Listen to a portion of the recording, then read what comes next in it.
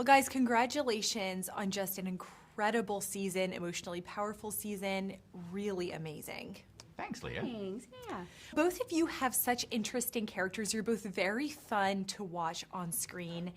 And Brandon, I want to start with you because Quentis is a Roman character who has a, let's say, complex relationship with the Jewish community and the followers of Jesus. That is a very polite way to put that. Yeah. Very polite, yes. Talk a little bit about how this dynamic continues to evolve in season 4 of The Chosen. Well, as you know, in seasons 1 through 3, my character Quentis, who's a Roman magistrate, just sort of looks at this Jesus guy and his accumulation of followers as kind of an amusement or a distraction for the people. And as his influence grows, it's becoming a problem, right? He's attracted folks to the tent city that is causing a disruption in tax revenue. So this is now like a logistical governance problem. This is no longer a distraction for the people. This is a problem for me. And what we're starting to see in season 4 now is that Jesus has made enemies in the Jewish community, and he's made enemies among the Romans. And sooner or later, they will do the unthinkable and start to ally with one another. That's how dangerous they think Jesus is. So in season 4, we're getting to a boiling point. You know, Jesus has made these enemies, and it's something's got to give sooner or later. Yeah. Yeah. Well, Yasmine, sort of on the other side of that is Rama, who has really a hard-to-watch journey this season, let's put it that way. Yeah. Share how her personal faith journey is really explored and challenged in this season.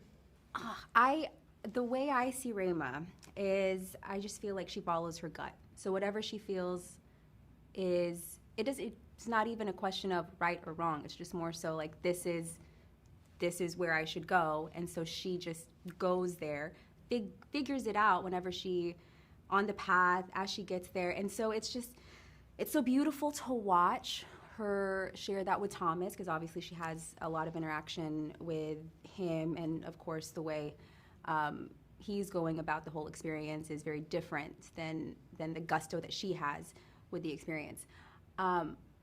And I think her journey with mainly her dad, I feel like, is the difficult thing that she was struggling with. So if there was anything that felt kind of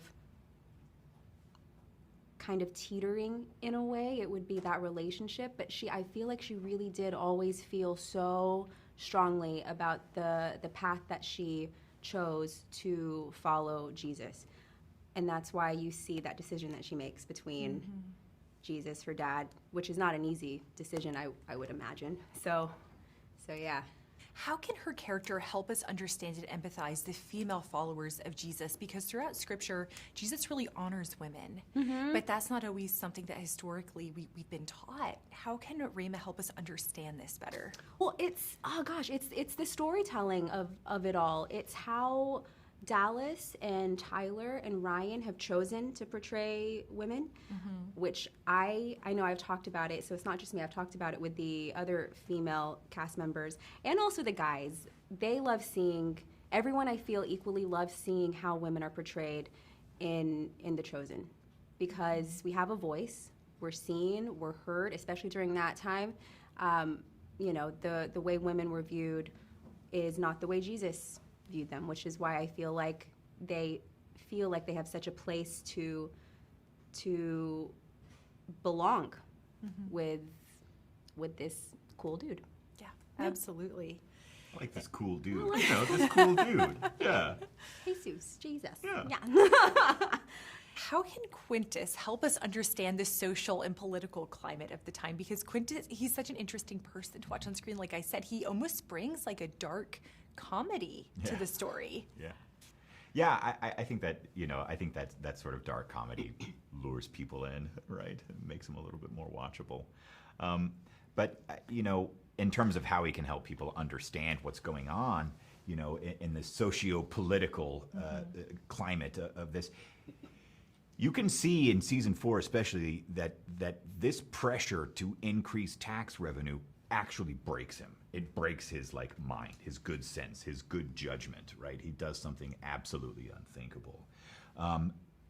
I think seeing the pressure to deliver, basically on pain of death or banishment or something equally bad. I think once we see those stakes operating, we can get a sense for how dangerous this world really is. Even if you're a Roman, the world is still dangerous. If you fail to deliver, you're out. Yeah. Thank you so much for this season. It's just so good. And I think it's really going to impact so many people in incredible ways. So thank you so much. Thank you, Leah.